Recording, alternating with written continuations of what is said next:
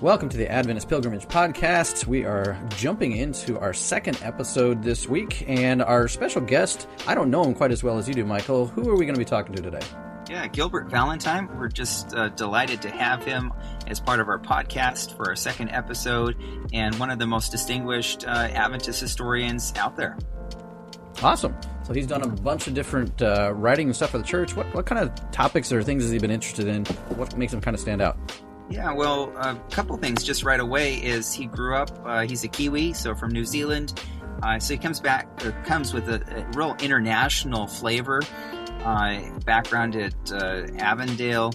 Spent quite a few years in missionary service, both as a pastor, as an educator, as an administrator.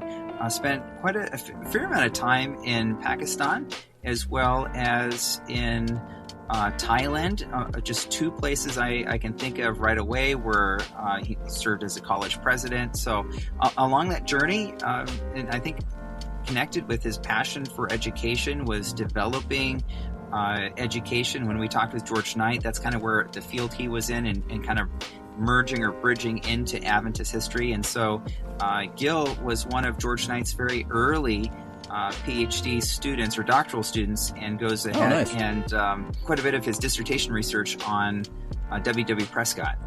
The first real educator that really develops a educational system for the church. Okay.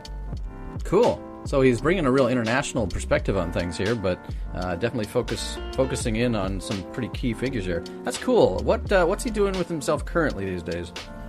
Well, the last number of years he's been doing some teaching at La Sierra University with their leadership program, directing that, and I think he's sort of in the process of retiring, where he's spending more and I don't think he stays still. So for him, I think that means more research and more writing, and he's been coming out with just a number of amazing monographs. Probably the most recent of real significance is his new biography of John Evans Andrews, the first official Adventist missionary. So you kind of have a missionary writing about a missionary. I was going to say, yeah, that's a great perspective from somebody who has gone out and been in the field, looking back at one of our first and earliest pioneers in the field. So that's really cool. I'm kind of excited about this conversation.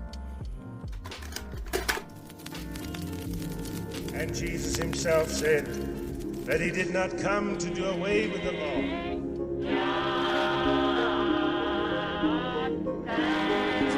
Take us out of this world if he does not want us to be contaminated by it. This is the Adventist Pilgrimage Podcast with your hosts, Michael Campbell and Greg Howell.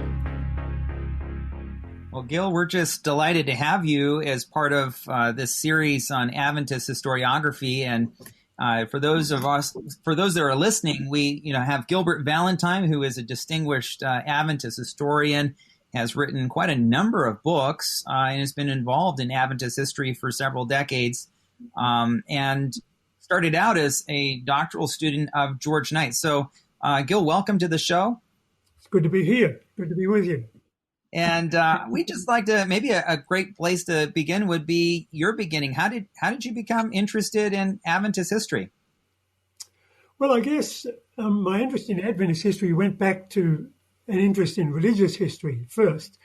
I remember at Avondale we were required to read John Bright's History of Israel, and that kind of gave me new perspectives rather than what we just picked up from Scripture. I found really helpful. And then another book we were required to read was Roland Bainton's Here I Stand, the biography of Martin Luther, requirement for a class in Reformation history. And that really whetted my appetite. Later, when I went to Andrews to study, I encountered Dick Swartz's biography of John Harvey Kellogg, and also the book on the history of Andrews that had been written by Emmett K. Vanderveer, The Wisdom Seekers. And that kind of had a fresh probing behind the normal anecdotes that you hear, and really whetted my appetite. So that's what stimulated my interest. until I got into, not until, but then that was enhanced when I took a class from George Akers, a seminar. I was doing religious education, and he had a seminar class in the history of religious education. And an assignment I took upon myself was to look at the parallels between Ellen White's Council on Education and other writers in the 19th century. You know, Pestalozzi, Froebel, John Herbart, and others. And I gave this presentation to George Akers' seminar, and it surprised him and surprised myself. I was really quite surprised by the kind of parallels. And that kind of interest in Adventist history and Adventist education led to my becoming involved with George Knight in his early Adventist educators. So that's how it started. I actually went to Andrews to study about the development of adolescence and what made adolescents tick, because I was in youth ministry. But when I was at Andrews, I became converted to Adventist history and have been interested in it ever since. And you're a Kiwi too, right? I mean, you're from New Zealand? I'm a Kiwi, yeah, from New Zealand. So you bring actually to your history and background a real global international flavor, which I think is really cool. I've been blessed to have opportunities for service in a number of different places overseas, and that's been very enriching. Yeah.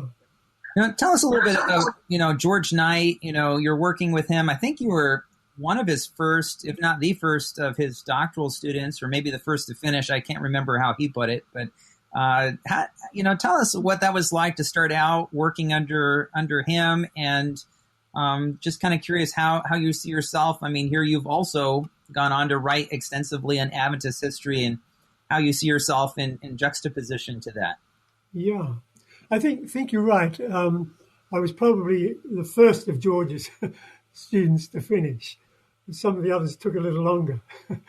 But I first got acquainted with George because he used to come to our house. We lived in Garland D2 in the apartments there at Andrews. And he used to come to my house to visit my wife, Gail, because she had set up a little business typing dissertations and typing academic papers. And he'd learned about this and valued Gail's typing skills. So he would come occasionally, and we would visit on those occasions. I never took a class from George in Adventist history. I think I challenged his exam. Challenged his course in Adventist history as a prerequisite.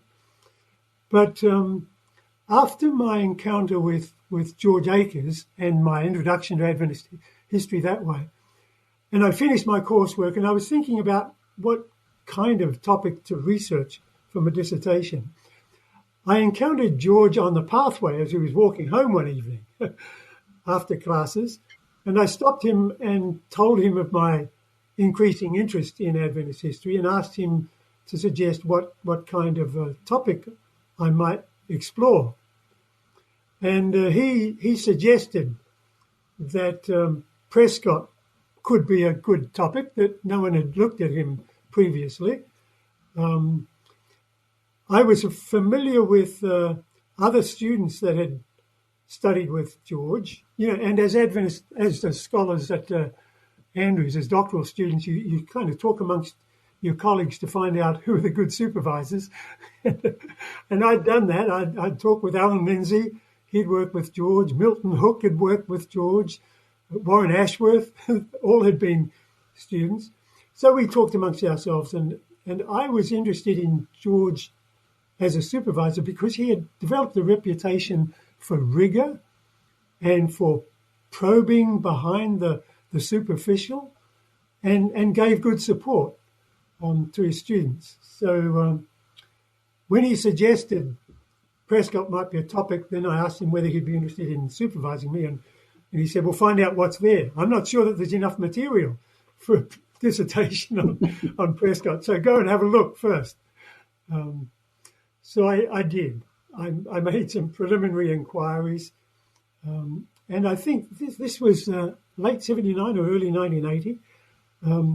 I actually registered for my first class with George, and that was a class in documentary methods in research. So it was a kind of a technical required class for research methods. And I went across to New England, spent the summer, about 6 weeks in New England, digging around in historical societies, museums, and newspaper offices, and came back just, my mind was blown at the amount of material I was able to locate on Prescott in New England, which is Prescott's birth area. He was born in Vermont, lived in Maine for a while, and wrote up a paper for George's class in documentary methods that ended up to be a 90-page report on Prescott's first 30 years. Wow. So that kind of really got me into it in a big way. And George was just a superb supervisor, made good comments on your paper. And we had many good discussions.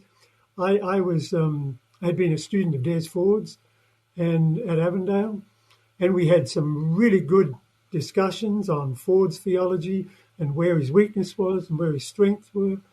And George and I developed a kind of a soulmate relationship where he was interested in the gospel. George was passionate about the gospel, and I was too. And so we had a kind of a neat relationship in that. We pushed each other, in our understandings. He pushed back, I pushed him.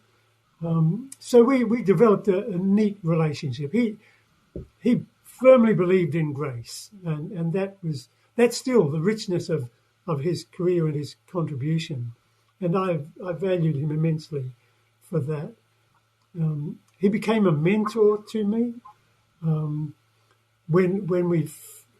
He became a helper when I was doing my research.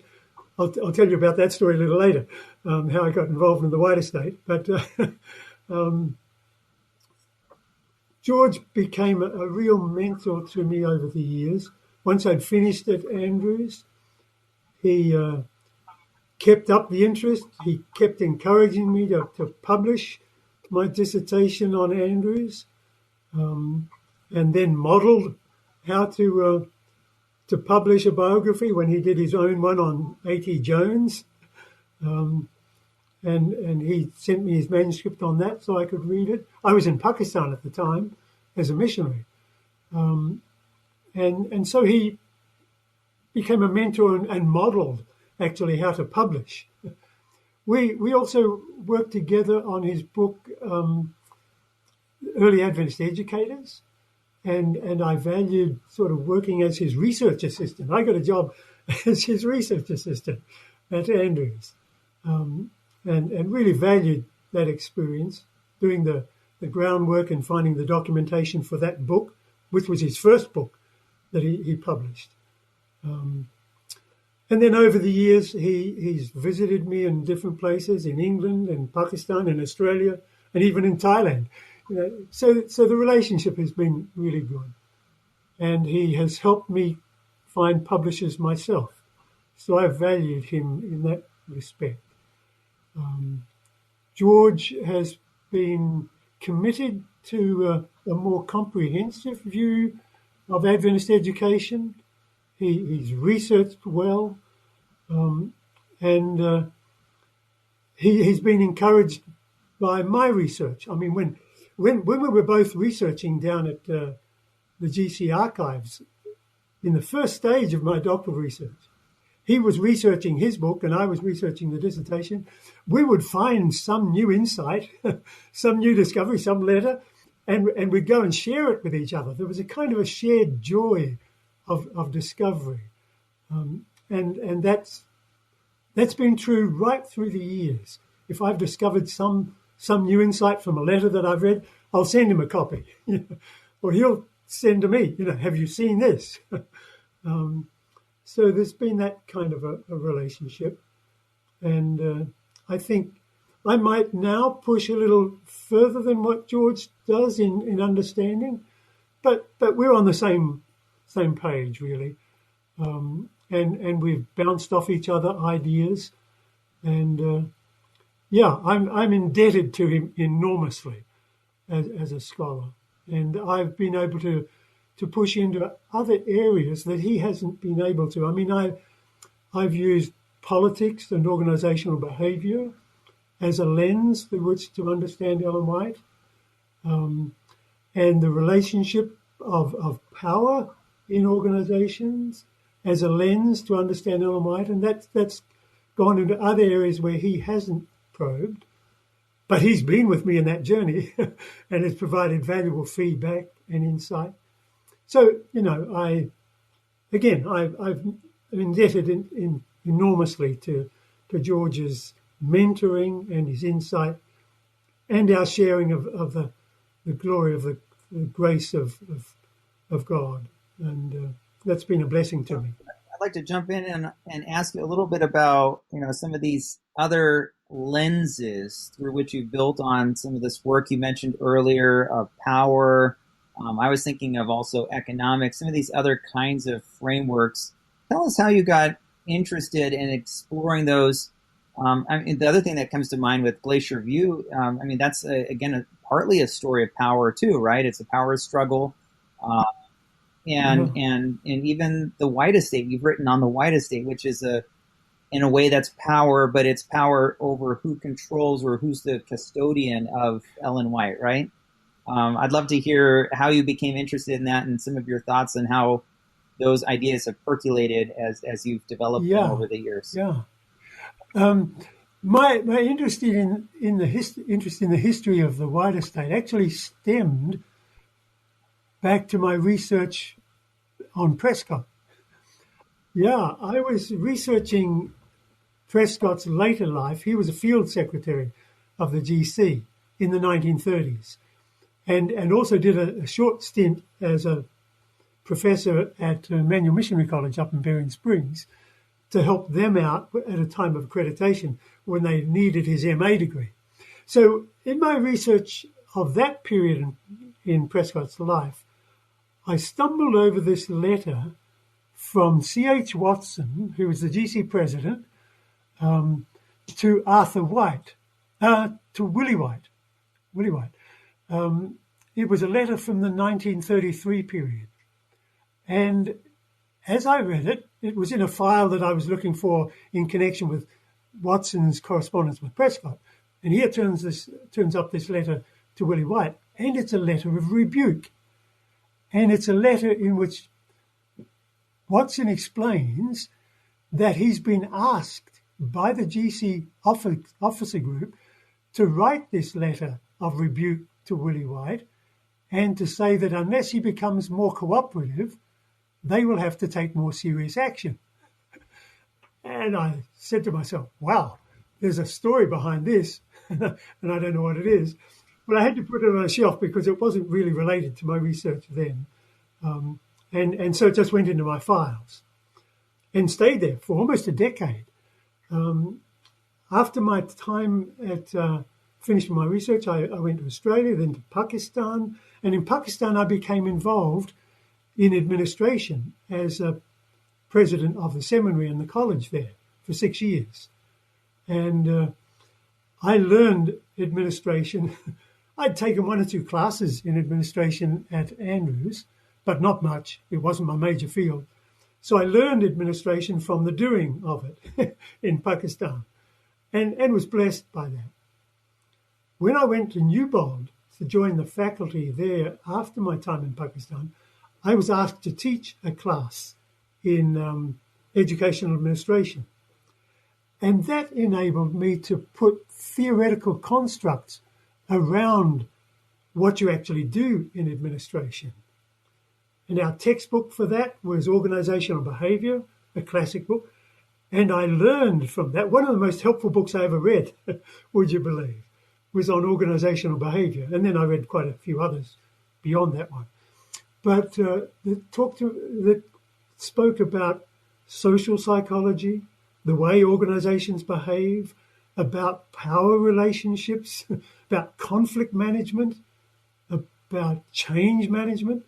So we dealt with all these subjects in class. And I really became quite interested in the concept of organizational behavior and conflict and change management, and actually taught classes on that later. Well, I was at Newbold for about 4 years, and then was called back to Avondale to be the academic vice president there. And as good academic vice presidents do, you try and model research for your faculty. So I was encouraging my faculty to become involved in research. We needed to become involved in research on our journey to university status. And one of the best ways of helping them to get involved in research was for me to do some myself. And it occurred to me then, well, maybe I could dig out that letter from Watson to Willie White and see what's behind it. I'll do some research. So I applied for a grant, actually, that enabled me to go across to the White Estate. And because I was also familiar with Bert Holoviak, who was later to become my father-in-law, I began to find in the GC files much more material about the White Estate itself. I mean, the GC files had all the minutes of the White Estate board meetings. And I discovered, to my great interest, that they had 3 letters from C.H. Watson to Willie White. And this correspondence really revealed a power struggle that was really quite strong during the 1930s. Who was going to control the release of materials from the White Estate? The White Estate at this time was still over in Elmshaven.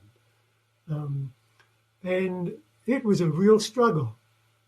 The White Estate folk thought that the trustees had been given the responsibility, and Daniels and Willie White, the Daniels and C.H. Watson and others at the GC felt that they didn't have complete independence. They might be responsible for caring for the manuscripts and the pieces of paper, but the ideas on those pieces of paper, that's a different question. And because I had become familiar with the problem of intellectual property as a vice president for academics, and who owned course descriptions, was it the teacher or the college? Pieces of paper and the ideas expressed on them. So that began to gel for me. And as I was reading that, it became clear that there was a history to be told here, particularly a history of the conflict over control of the White Estate resources. And it became clear through the literature that the church itself was struggling with the idea that its own theology of the gift of prophecy was maturing. And they were faced with the question, had the gift of prophecy been placed in a family, or had it been placed in the church? New Testament, 1 Corinthians. Where does the gift reside? And in a sense, the trustees had been set up to safeguard the manuscripts, but the messages that came through those manuscripts, did they also belong to the family?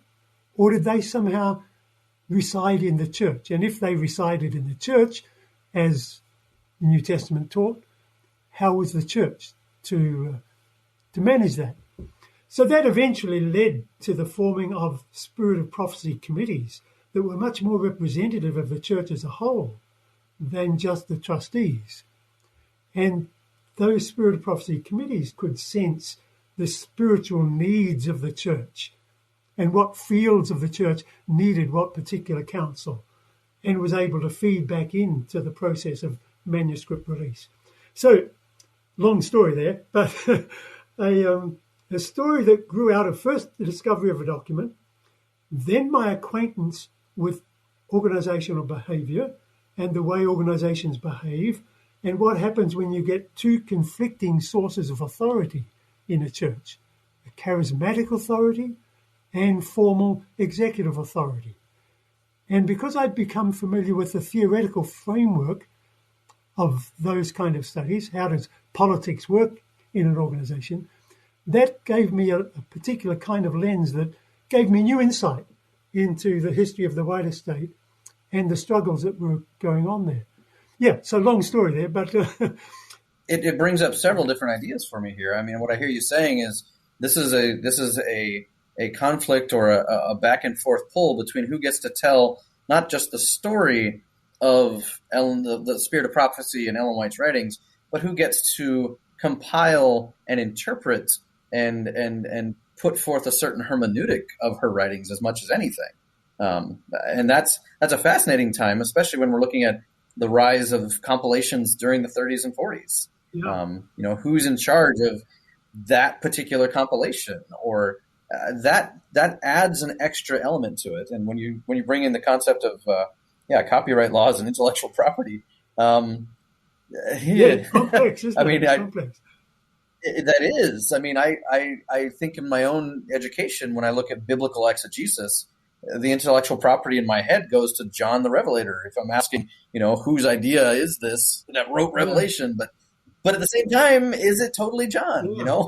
Well, the whole thing came to a head in the mid-1930s when Willie White put together his own compilation of counsels to administrators, and he wasn't working with his trustees even then.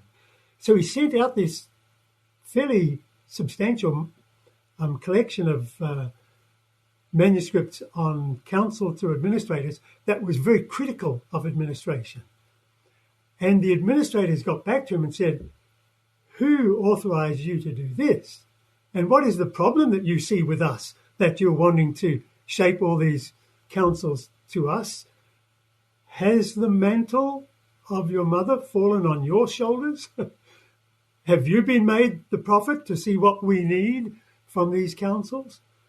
So there was a vigorous reaction from the General Conference officers on that, and they forced him to withdraw that manuscript, to call them all back in. So he assigned that task to Arthur, and they had to call. And that kind of highlighted the problem. Who really does sense the spiritual needs of the church? Is it the son of the prophet, or is it the church itself, as it expresses itself through committees of the GC? Yeah. That again brings so many questions of who should regulate the regulators. Yeah, that's true. That poses another question, doesn't it? Yeah. Yeah. So it is complex. But it was that study on the power dynamics involved between the GC and the White Estate that led me later to think, if those tensions existed after Ellen White lived, as they tried to deal with the residue of the gift of prophecy, the writings themselves, which were still a tremendous source of influence and power in the denomination, how would that dynamic have worked if I take that set of lenses and go back and look at the relationship between Ellen White and the GC presidents in life? I mean, you've got her charismatic power, her influence that comes through a genuine charisma that the Lord's given her. But then executive authority and administration is also a gift of the Spirit in the church that God placed in the church. So are they equal? Does one dominate above the other? Or do they collaborate and cooperate? But what happens when they come into conflict, as they surely do and will? Which one? They go off and found Avondale. Yes. So that's what led me to my study on the prophet and the presidents. And I discovered that, in fact, our traditional understanding that whatever she said was implemented is not really an adequate way of understanding. They respected the GC officers and the local conference presidents respected and honoured and recognised the spiritual gift that had been there. But they also recognised that sometimes there was a need for common sense in the application of those counsels, and that sometimes there were balancing ethical imperatives that needed to be considered by an executive officer who was doing his best to exercise his spiritual gift of administration. And that book tells that story. And I think it provided another lens, an important lens, to help understand the relationship. Is that what also maybe drove you to do the Andrews biography? Because to push back a little bit earlier, because isn't that sort of another dynamic, the same thing, but again, a generation earlier? Not particularly, Michael. That study of John Andrews grew out of a request from George Knight after I'd finished the Prescott biography, in which I guess I didn't have the skills at that stage when I first wrote that study to look at Prescott from a larger perspective. But my study of Prescott really gave me insight into his Christocentric focus. You know, the church doctrines should be an expression of the gospel.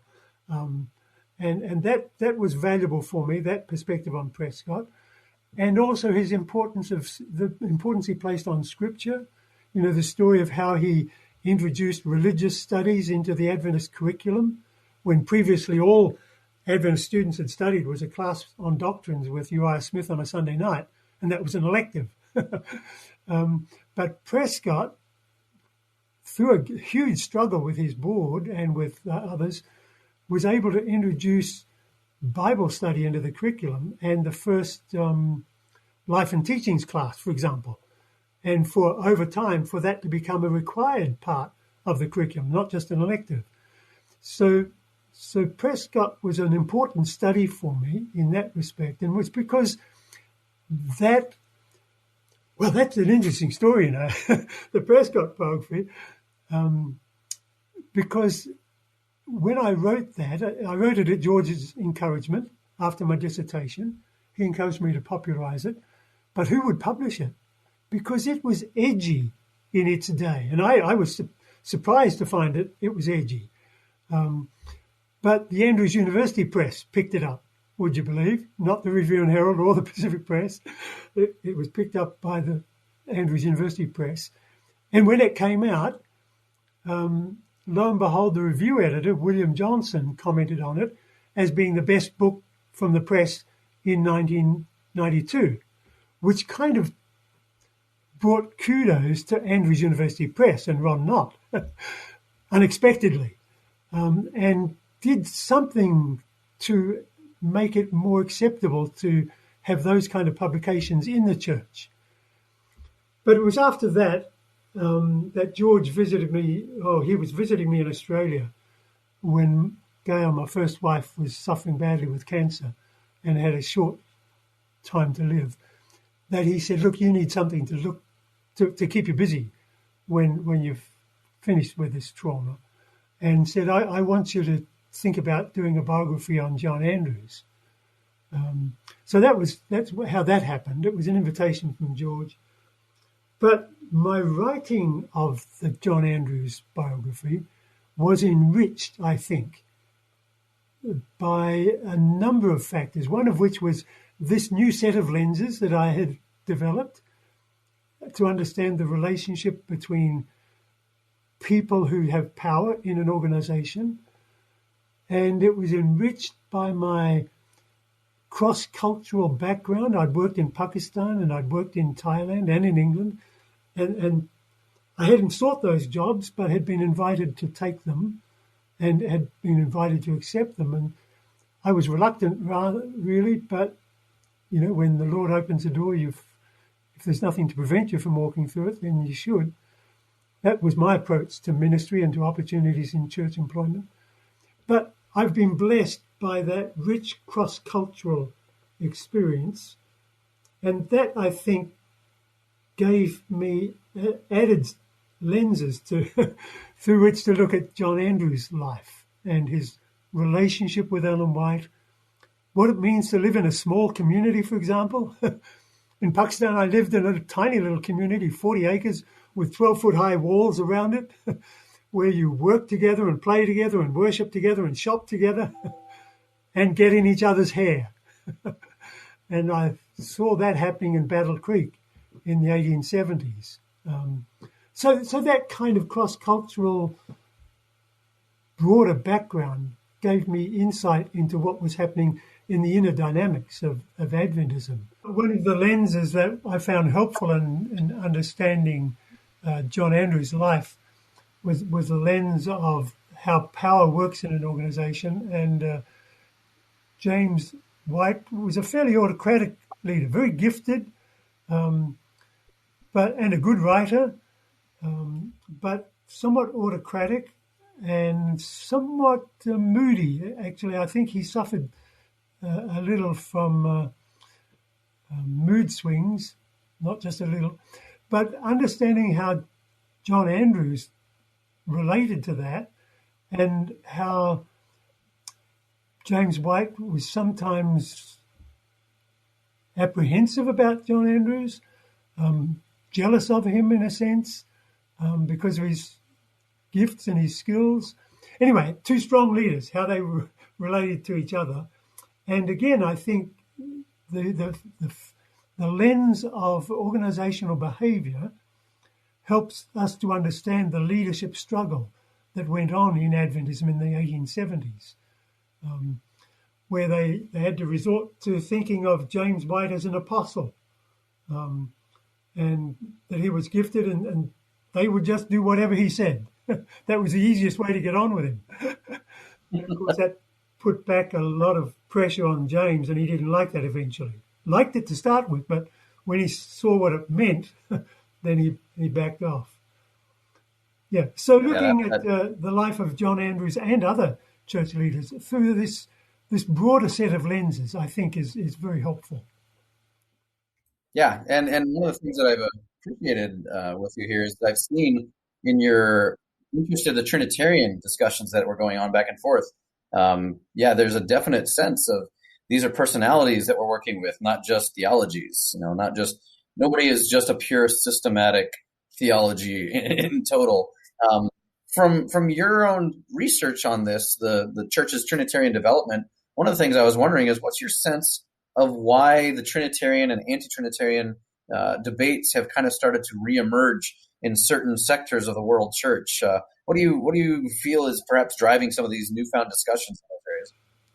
It is true that concern about the doctrine of the Trinity and a desire to go back to a pre-Trinitarian position is manifesting itself in a number of places. I wonder whether there are 2 or 3 reasons for that. One is, I think that Arianism or semi-Arianism is a much more natural bedfellow with a much more how should we put this, legalistic approach, earn your way to salvation. In fact, Athanasius's triumph over Arius came about largely because the church had developed a richer understanding of the doctrine of salvation. Its soteriology had become enriched when it was realized that there was no way we could save ourselves. Salvation was all of God. It was his initiative. And it was that developing theology that really helped early Christians to see the inadequacies of Arianism.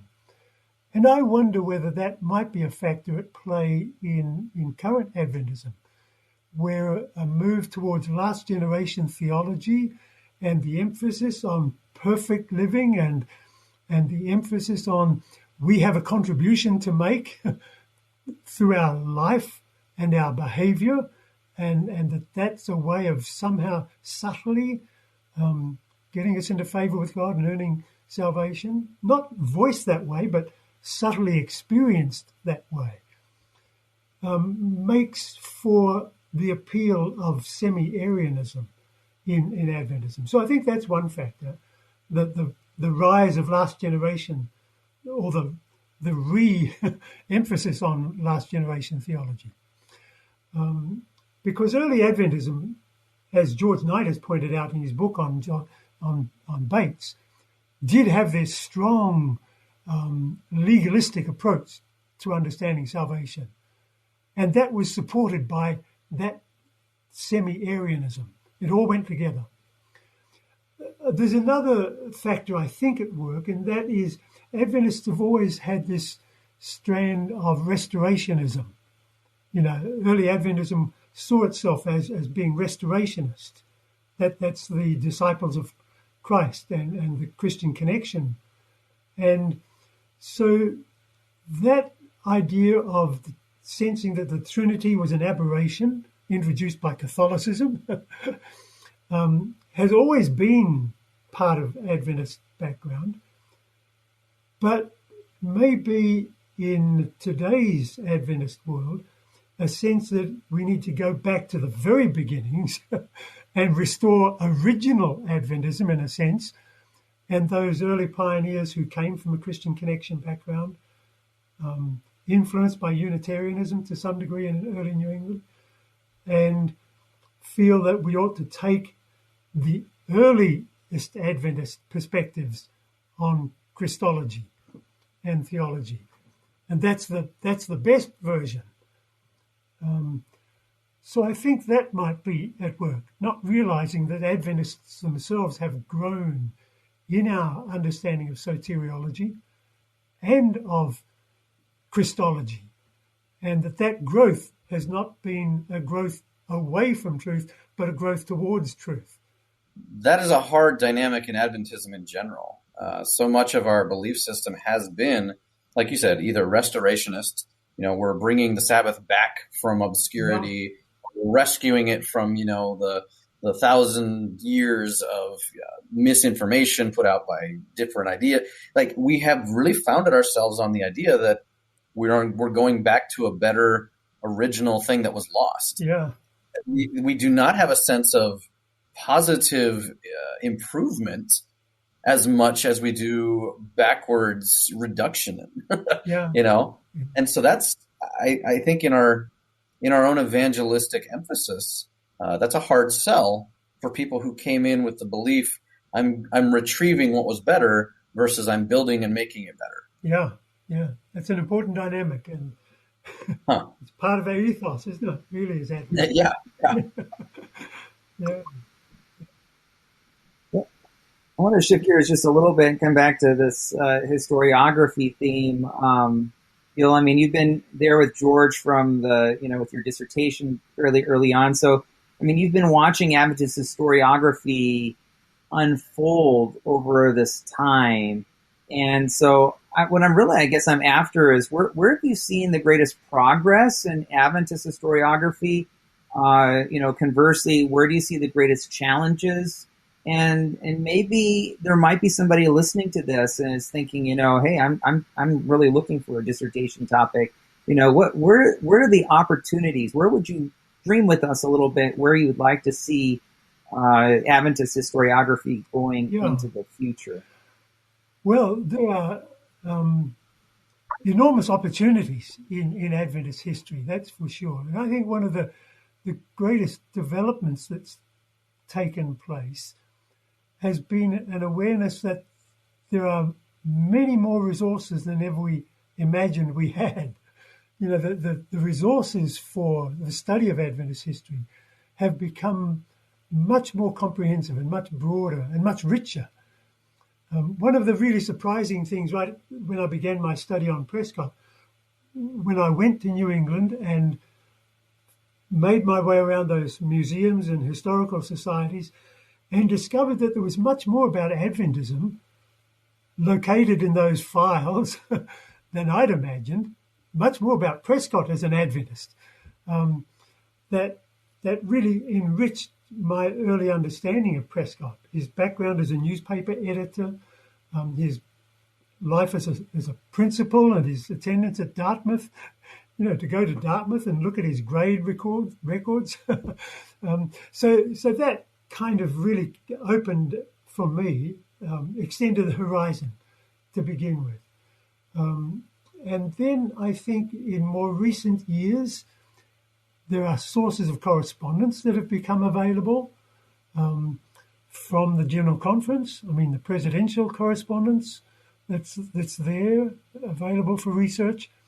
And of course, the White Estate has blessed us enormously by putting online all of Ellen White's correspondence and her writings. But going beyond that and putting online Willie White's correspondence and James White's correspondence and even Edson's. So today, that's all there. And it's available when it wasn't there before. And all of those letters that were in the Z file are now available. So Adventist historiography now has to cope with that.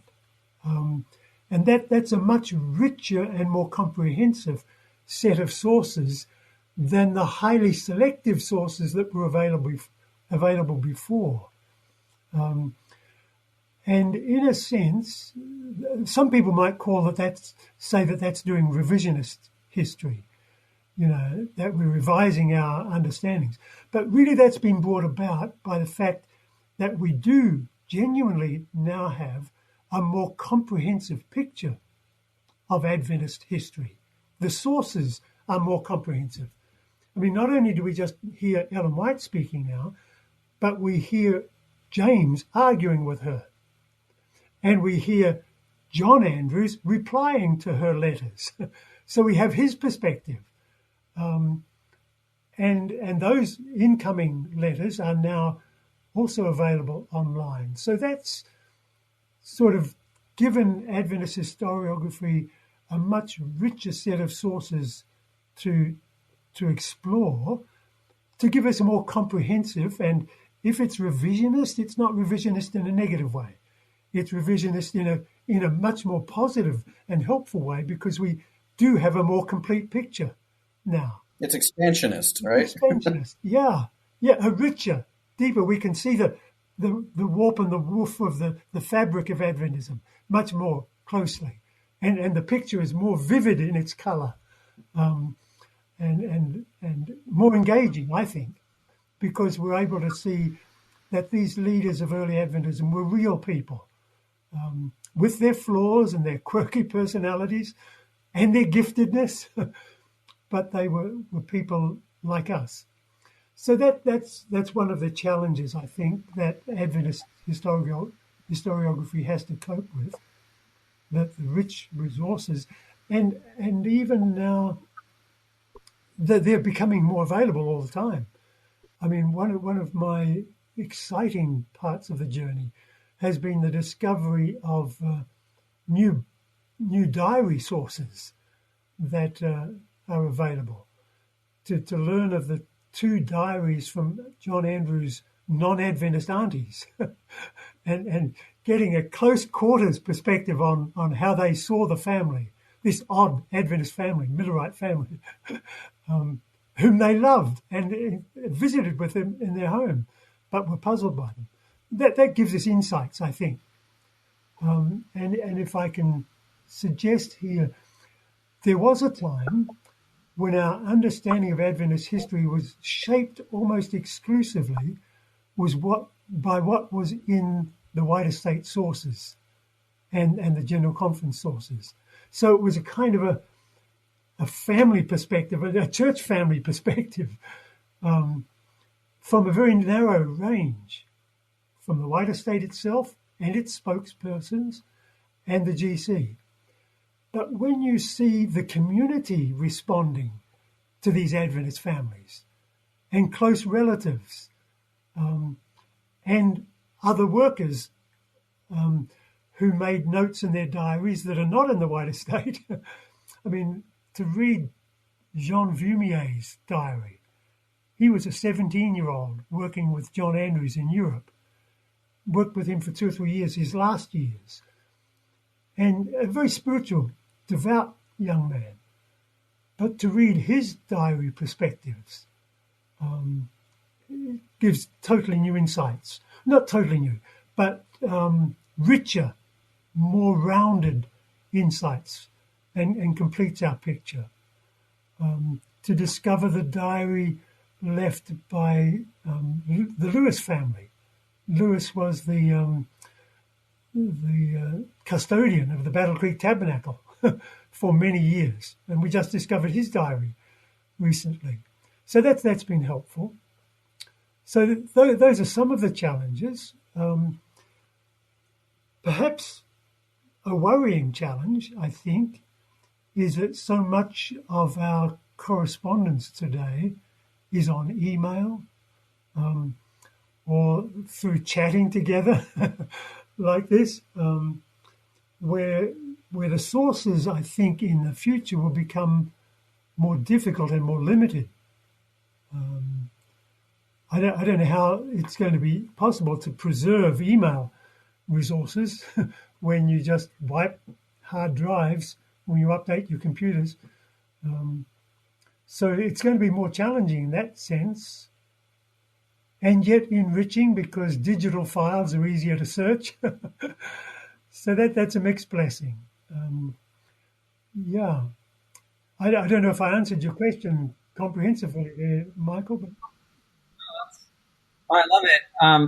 I'd love to hear, what are you working on now? If you don't mind kind of just telling us a little bit what you've been doing. And, I always love to hear little tips and tricks. How have you been able to be so prolific as well? Or do you have and you're asking that question reminds me of an answer that I was going to give to your earlier question about the economics. Can I comment on that for a moment? Yeah.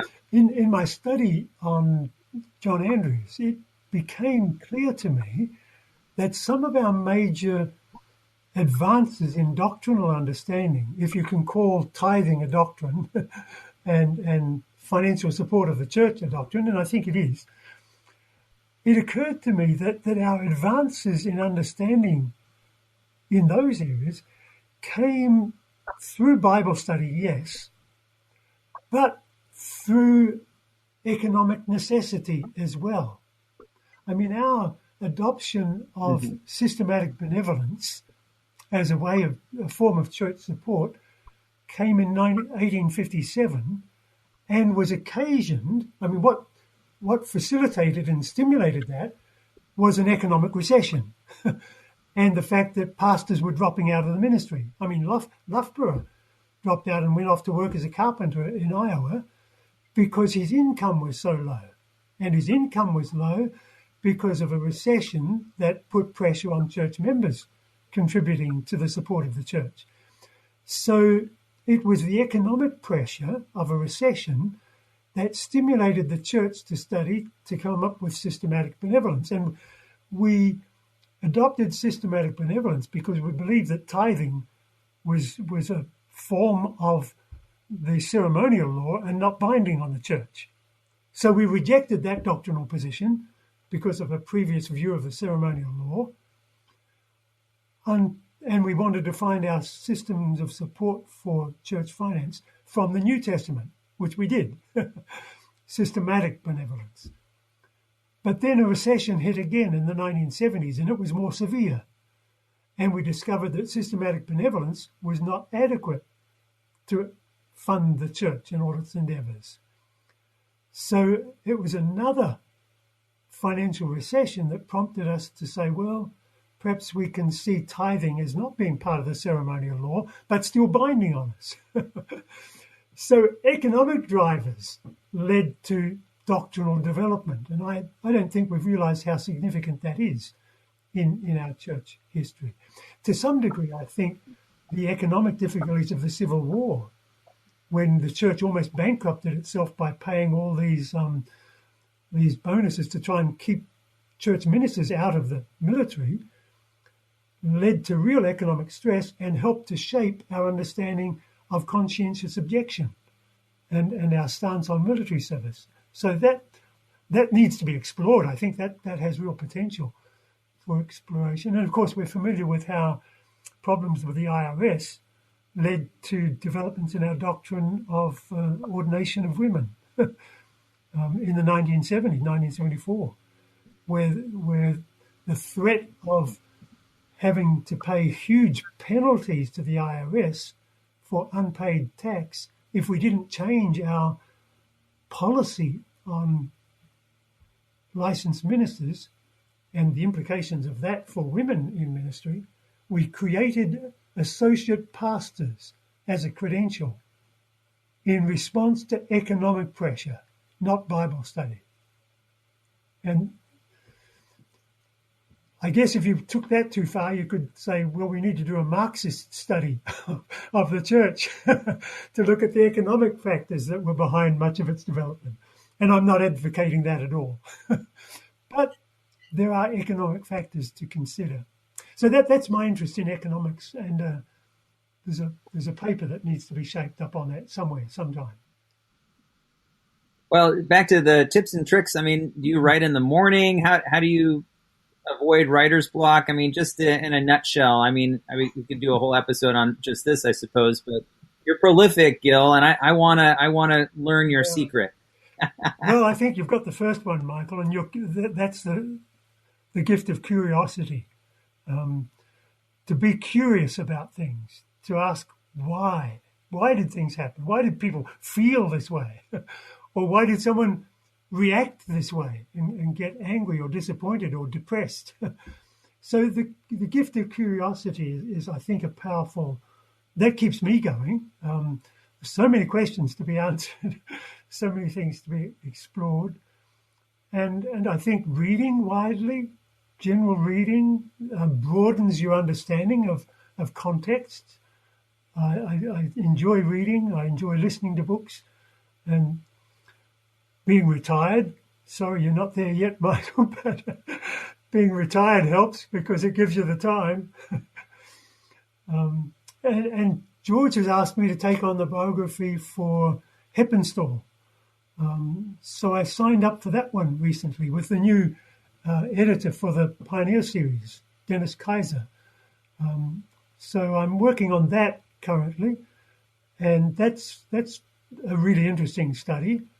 That led me into to another area, which was actually stimulated by your book, Michael.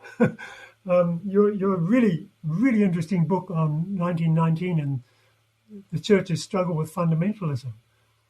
As I was doing some initial research in the Heppenstall era, which got me into Pearson's correspondence and other correspondence about the seminary and Heppenstall at the seminary, that posed for me the problem. If the church struggled with the rise of fundamentalism in the 1920s, what do we know about the rise of progressivism or the rise of liberalism in the 1970s? Is that the story to be told? So that's an area that I'm exploring now. How people became dissatisfied with fundamentalism in the 1940s and 50s. And that led to the rise of what we call progressivism. And if fundamentalism is not an adequate way of understanding Adventist teaching and understanding, is liberalism an adequate way, or somewhere in between? So I'm interested in exploring that at the moment, and I hope to have something to write on that in the not too far distant future. What are the topics, you ask, about that can be explored still for an Adventist historian? And I hope there's a multitude of Adventist historians out there who can explore dissertations. I think one that occurs to me, a topic, is Ellen White as an American abroad. Ellen White as a traveller. I don't think there's been a serious study done on that. Why did she take an interest? Well, we know she took an interest in dramatic scenery, mountains and valleys and bush. When she went to New Zealand, she was really interested in this dramatic scenery of New Zealand, but never took herself to a Maori village to look at Maori carvings and Maori culture. And why was that? Why, when she was in Australia, did she not go to a cricket match somewhere to understand Australian culture? To understand Australian, you at least have to understand something about cricket. And she never mentions Aboriginals in Australia. When she went to Europe, she visited Reformation sites. You know, she went to Zwingli's church in Geneva and went to the Waldensian valleys. So what shaped her interests and what limited her interests as she travelled, and what things did she... So I think a helpful study on that, I think a study on that would be helpful to us. Another one comes to mind, Ellen White. I say this carefully, but Ellen White as a diva. Ellen White, to some degree, was a high-maintenance person. She needed special circumstances when she travelled. I mean, she put herself to great discomfort when she travelled and was willing to risk life and limb when she travelled and was not intimidated by travelling abroad. But she couldn't tolerate tobacco smoke and had to sort of be taken away from any close presence to tobacco smoke. And she had many dramatic episodes where she went into a state of sort of collapse at times when she heard bad news. Well, why was that? So there are still dimensions about Ellen White's temperament, her personality, that enabled her to be such a voice in Adventism. And she was a voice that we are indebted to. She shaped us. She kept us together, a unifying force. It was extremely valuable. And we wouldn't have survived without her. But I think there are dimensions of her personality and her temperament that still need exploring. So those are some topics I'd like to see folk explore as a historian, as Adventist historians. I've done a lot of... I wish we had more time. I'd love to get your feedback on that new book I just saw come out yesterday, the psychological biography of Ellen White or something. Somebody just put it up on A Today I saw yesterday. Steve Daly's book. Yes. That makes some unwarranted claims in its list of people that he consulted with. My sense was that just in reading the title and the underlying. Yeah. Poses some difficulties. A little bit, yeah. I honestly had one final question that I thought would be fun. If you could start over, is there anything you do differently in terms of your work in Adventist history? Yeah, well, that's a probing question, isn't it? But it's one we often ask dissertation students when they're doing the defense. How would you do this differently if you had the chance to do it again? I'm not sure, Greg. Maybe if I had a chance to start earlier, it would have been helpful. But then life doesn't give you those opportunities. I was involved in administration and in pastoral work and lived in Australia and New Zealand, and there was little opportunity to interact with colleagues. So I didn't really get into writing serious Adventist history until much later. And so my counsel, if I had a chance and had the opportunity to start earlier, I'd say start as early as you can. I guess if I'd done some things differently, I would have been more careful about backing up manuscripts. I lost a couple along the way through carelessness of not backing up consistently. Once you've done that once or twice, you learn. So now I back up and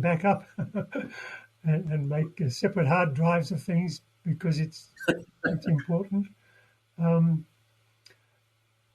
I don't know that this is, if I do it again, but I learned from the author of the biography of Robert Moses. What's his name? Let me just check. Robert Caro. Robert Caro was who taught me something when he said, turn every page and see what's behind it. Don't skim in your research, but look under every rock in a sense. That was the secret of his research, and he's written a book about his research methods. Working is the title he gives it. But his most memorable line for me was, "Turn every page." And there are some things where I've had to go back and look again because I didn't look carefully the first time. I learned along the way that if you're careful and thorough the first time, you don't have to do your work over again. So that's if I had the chance, I'd take more detailed notes. And I'm thankful now for cameras and photocopiers and scanners. That makes life easier. Yeah, but it's a fun field to be in, Greg. I just love Adventist history, and looking back, admire the way God has led and seeing the patterns, and you can't always see it in advance, but looking back, you have a sense of gratitude for God's leading, and that's been a blessing in my own life and in my research. Yeah. Nice. Well, I think that's a great place for us to end out here, Dr. Valentine. Thank you so much. Appreciate your thoughts today and for your candid openness. Well, thanks for the opportunity for the conversation. It's been really enjoyable. And Jesus himself said that he did not come to do away with the law. He will not take us out of this world if he does not want us to be contaminated by it. The Adventist Pilgrimage Podcast is part of the Adventist History Podcast Network. You can find other podcasts, as well as additional content from this podcast, by following us on YouTube and Facebook. If you'd like to support this show or others on the Adventist History Podcast Network, please visit patreon.com/Adventist History Podcast. Enjoy the show.